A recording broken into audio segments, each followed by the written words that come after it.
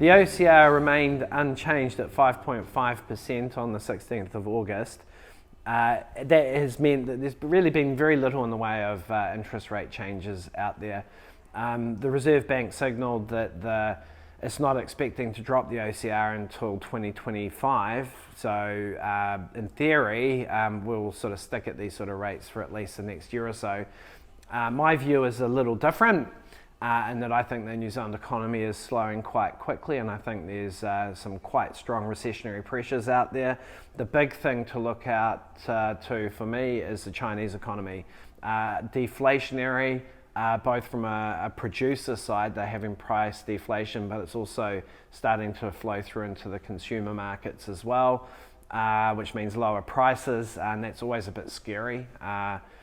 The flow-on impact to the New Zealand economy is we're seeing weak agricultural prices driven by lower global demand, particularly out of China. They are our biggest trading partner.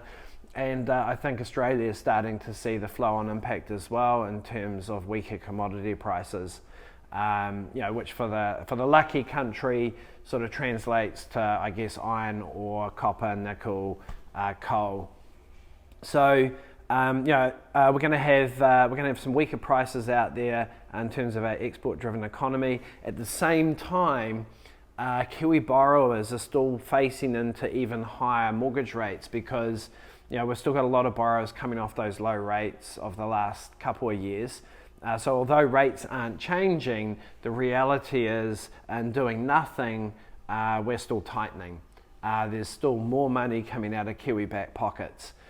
So you think about a weak construction sector, weak retail sector, weak agricultural sector, that doesn't bode all that well for our economy over the next year or two. We're looking at weak growth and, potentially a protracted recessionary environment. In my world, that means that I think we'll see interest rates starting to fall earlier than anticipated, and I'm kind of putting on middle of next year. As far as the housing market's concerned, there's a lot riding on this election. If we get a centre-right government, National's already come out and said that they'll remove or reinstate interest deductibility on investment property. You've got banks out there like Westpac that are forecasting an 8% increase in house prices next year. So I definitely think that we've bottomed out in that market. If we get a centre-right government, I think you're going to see sort of housing come back a bit over the next year or so, naturally. So that's it for me. Till next time.